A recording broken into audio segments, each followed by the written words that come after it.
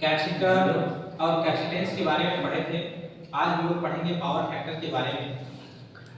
Power factor होता क्या है और पावर फैक्टर को हम लोग मेजर कैसे करते हैं, पावर फैक्टर का यूनिट क्या होता है, जो कि काफी इंपॉर्टेंट टॉपिक है। तो जो हमारा पावर फैक्टर होता है उसको हम लोग पीएम से दर्शाते हैं, और ये पावर फैक्टर वास्तविक शक्ति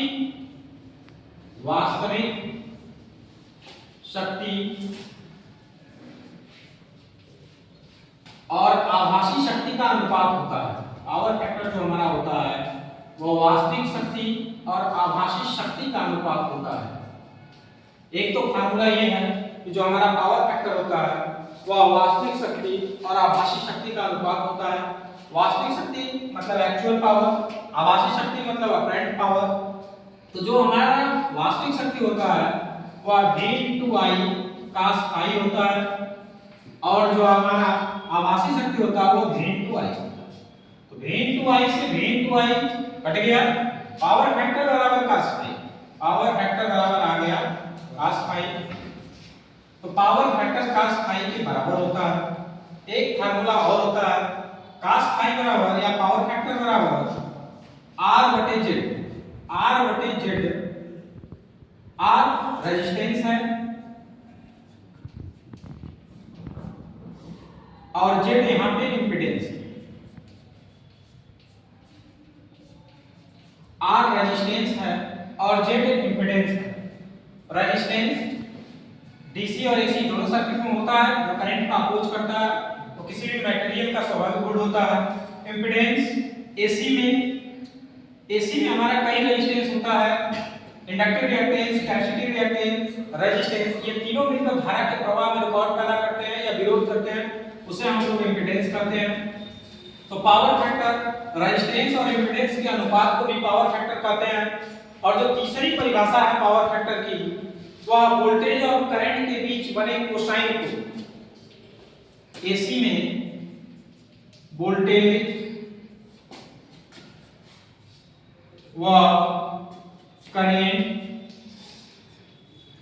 के बीच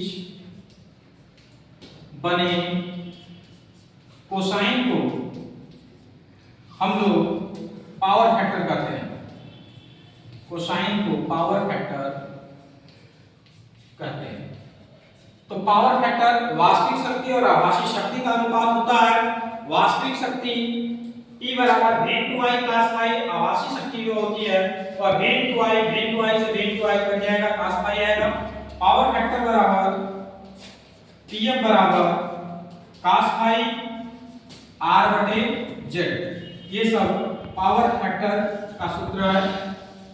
पावर फैक्टर का कोई इकाई नहीं होता है, पावर फैक्टर का कोई मात्रक नहीं होता है, और जो हमारा पावर फैक्टर होता है वह 0 से 1 के बीच होता है। अगर आपके घर का पावर फैक्टर इकाई है 1 है तो बहुत ही अच्छा है, नहीं तो ये पावर फैक्टर 1 से 0.9 के बीच है तो ठीक है। अगर ये पावर फैक्टर 1 से 0.9 के बीच है, 0.9 के बीच है तो ठीक है। अगर इससे कम है आपके घर का पावर फैक्टर तो वहां पर आपका जो रिएक्टिव पावर है वो बढ़ गया है। आगे हम लोग इसके बाद हम लोग पढ़ेंगे पावर के बारे में कि ये जो पावर होता है वह कितने प्रकार का होता है, और उसके बाद हम लोग पढ़ेंगे एक मैजिक ट्रिंगल है जिसमें इम्पीडेंस, रेजिस्टेंस, सस्पेंटेंस, इन सब चीजों के बारे में पढ़ेंगे। धन्यवाद।